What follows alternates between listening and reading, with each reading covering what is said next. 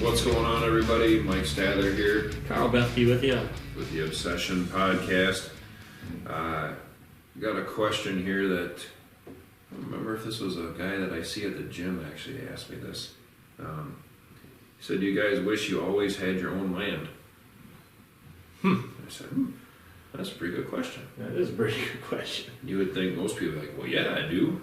And I'm like, there's a lot to that. I'm going to say yes and no.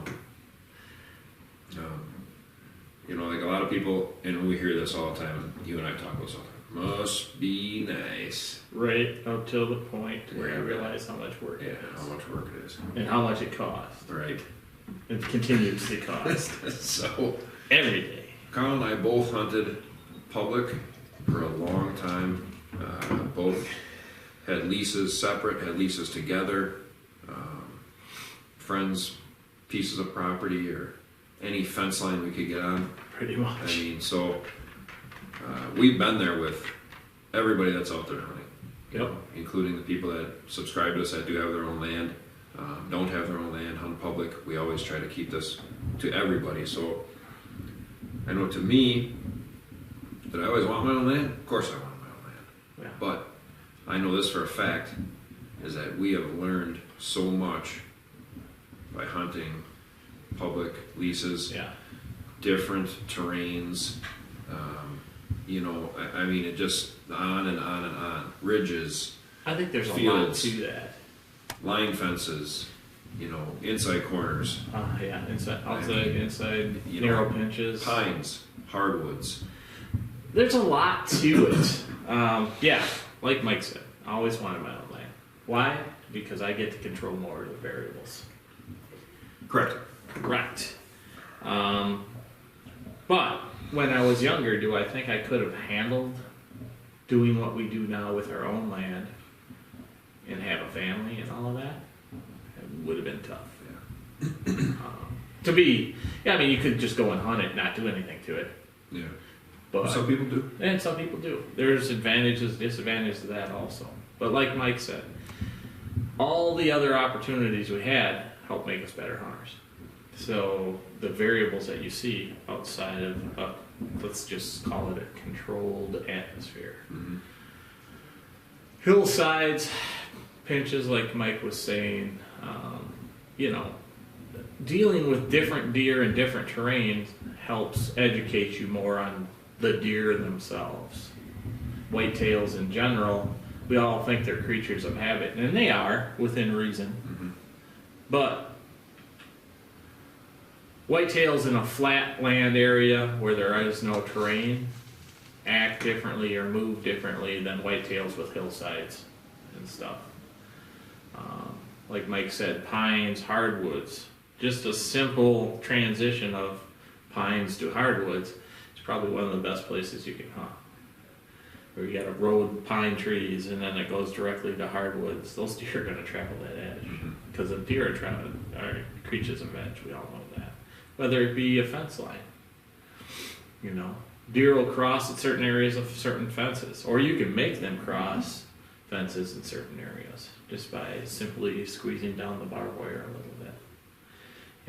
So, asking if we always wanted our own land. Of course, we always wanted our own land. The thing about it is, obviously, everybody knows now cost is expensive, but cost is continual when you own your own property. Mm-hmm. Yeah, no matter what it is. Yeah, so you're always paying on your property. So if you could afford to pay it off, you're still paying because you pay taxes.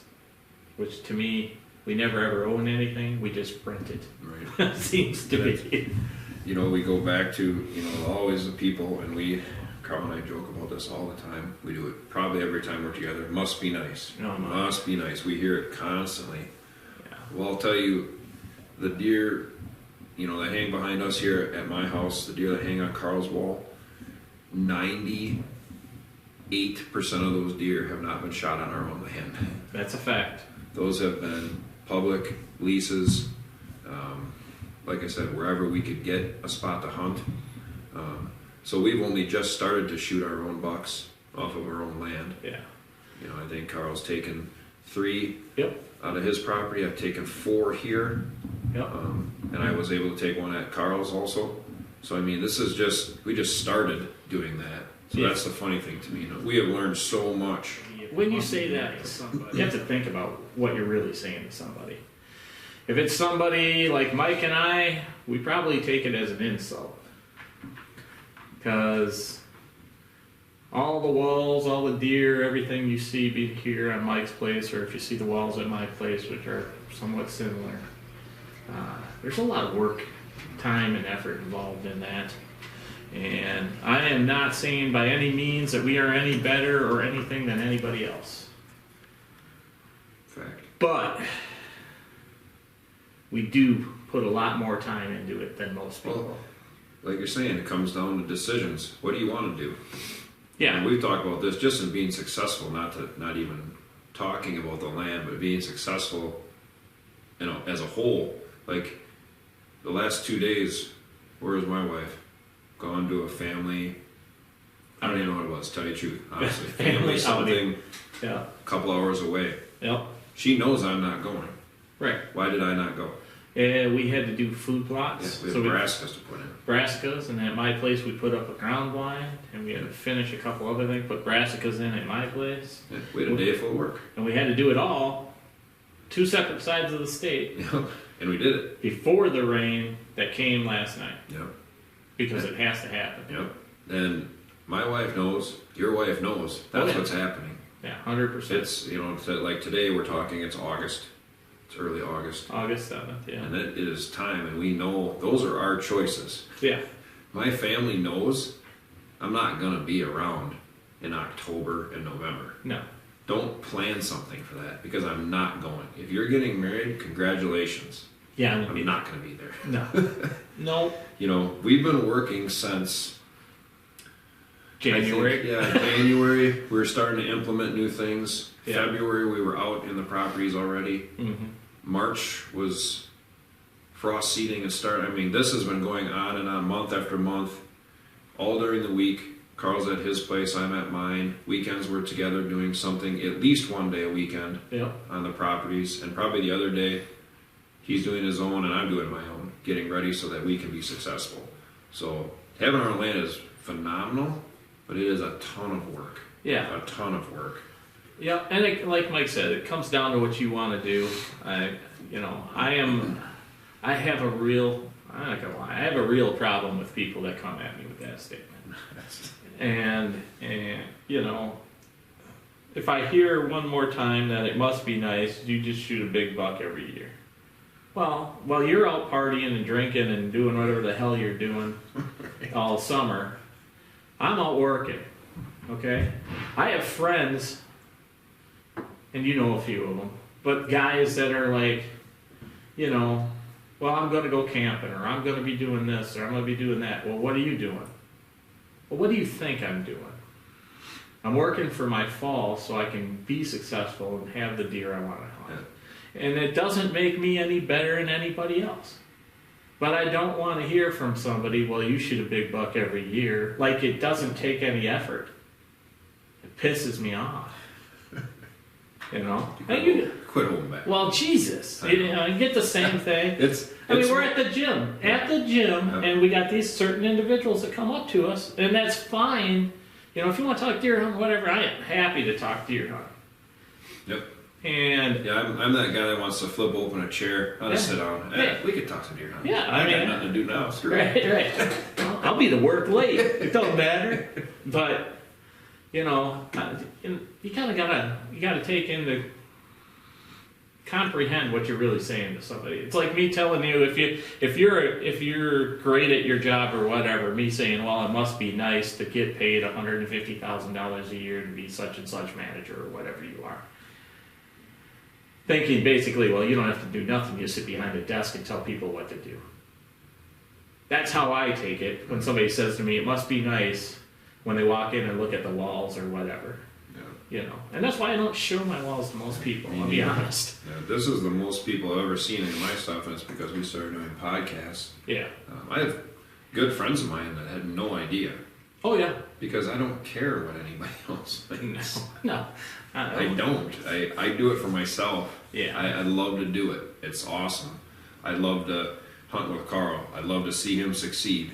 Yeah. That's how I am. I love to see people harvest animals. That's the other thing It's too. fun, You know, I'm as happy or more happy actually. I was more excited when Mike shot that 10-pointer last year on my land than. Well, I'm not gonna say I was more excited than when I shot Shocker, but I don't think you could have been more excited. Yeah, but yeah, definitely like watching Mike succeed. I mean, we've been doing this 20 plus years together, and it's just as fun to watch your friends succeed as it is you. And if you don't see it that way, then I think you got a problem. Yes, for sure. But you know, look at it this way: don't look at somebody that has their own land as them having an advantage over you. Your advantages come from the work you're going to put into it. I really think there's an advantage. I think you have an advantage when you can watch other hunters enter and exit on a piece of public. Yeah, that's. Than you do going on your own land. There is some big bucks on public around here. I know that for a fact. I know how to get back there. I know how to do it. Am I going to do it? No, I'm not going to do it anymore. No, because we prep my land, we prep Carl's land to have that same success where we can control our environment. Yes. So that 100% is something that is the benefit of it. That's the other thing too. I mean, in my opinion, don't think if somebody's not hunting public that they're not a good hunter. Yeah. You know, there's a lot to that. There's nothing wrong with hunting public. Don't think because you hunt public that you're a better hunter because you shoot a decent deer on public than you are someplace else. You're thinking. A lot of people think, I have this much more competition or whatever. Well, I can tell you right now, our properties are right next to public. Mm-hmm. So we're hunting the same deer you're hunting, just as pressured. Yep. You can use that to your advantage on public. 100%. Most people in public aren't going in. No. Far. They're going to park right outside the lot. They're going to walk right up, down, wherever. Yep. To the easiest place to get. Yep. And that's where they're going to hunt. Yeah. You're going to shoot big deer there. No. And like you guys that do hunt public and are successful at it, you know how much work it takes. Oh, yeah. And that's where you hear your friends say again, it must be nice, you know. So, as for our own lands, did we always want our own land? Of course we always wanted our land. We probably didn't realize before we bought it how much work it takes to maintain it and do what you want to do. Plus it's always changing every year. So, you know, Mike's owned his for 5 years now. This is the 5th year. Yeah, I bought it, would have been November of 17, so the end of 17, so. Kind of your 5th year. I didn't do anything with it until the following year, really. But yeah. Yeah. And mine, this is my 3rd year. So, you know, and guess what? Every year we've changed stuff on the property. And we never know if it's going to work. No, and we will again next year. Yeah. You know, you're always adding and stuff, you know. When you ask if we always wanted it, of course we always wanted it. And the only thing that's better about it is we can control a few more variables, I think. And you're still, like we always say, unless, you hit the lottery, right? You're still a slave to your neighbors, like I always say around you. So you can only control your 20, 30, 40, 50, 100, whatever you have. That's all you can control. You can't control anything else. It's a wild animal. That's the other thing too. Where we both have small properties. I always think this. Basically, we're hunting public because our neighbors are always on the edges too. So it isn't like our neighbors don't hunt. Some of your neighbors have to hunt so close to your property line, they're on the property line. So it's like, Yeah. Right? So they're hunting the same deer you're hunting. It's if that deer crosses that line, they're done. Yeah. It's no different than sitting on a public spot where you can see Joe Blow over there sitting in this tree stand during gun season, and it's like, which one is which? Right. It's the same thing. Because if you sit near your property line, you can see all your neighbors with their rifles sitting on your property line because that's all they have. Yep. More power to them. I mean, what are you going to do? We've been there. Oh, yeah. It is what it is. It sucks. Hunting's hunting. We're all created equal. Did we always want land? Yes, we wanted land. Do we have land? Yes, we do now have land. After 20 plus years, so everybody's aware. Right. There's a lot involved in getting that part to it. But I do. Go ahead. I notice a lot of younger people being able to afford big pieces of property. I mean, I'm seeing guys, I don't know if they're just putting themselves in debt that far or whatever. Nobody'd let me go into debt any further. When No, I was young. I know. They're like, you're already too far gone. I like it. I don't Maybe know what you're doing. maybe I just wasn't smart enough to figure it out. It's like, whatever. They're like, you have a family, be responsible. No hunt land for you. But Yeah, take it. Learn from everything. We always say that every time we go into the woods. It don't matter if you're going into your lease, you're going into private, you're going into public, whatever you're doing. Learn something. yeah, Learn something. That's why Carl and I have had so much success. We will never say we are experts ever. We hate the term. We could get into that on another day. But are we successful? Yes. Do we work our asses off? Yes. And we're both not young. no, We're not in our 20s. And we made a lot of mistakes in this sport. yep, yeah, And we have learned a lot from it. And we make mistakes. I made one last year. I mean, on he'll be bigger this year, an bro. epic deer. He'll be bigger. Yeah. And, I know better, but it happens. And I've been doing this for over 20 years. It Yeah. happens. Yeah, well, So learn from it. yeah, yeah, for sure. Learning, like Mike said, every time you go out, it's a big one for us. So I think, as you progress being a hunter, you start seeing things a little bit differently.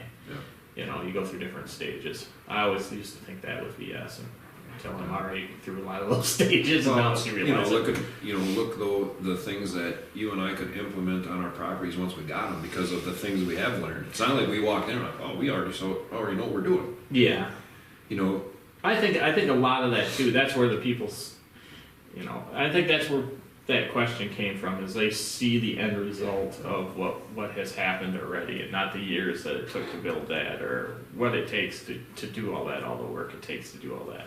They think it's just there. Yeah. It must be nice to walk into your woods and just do this.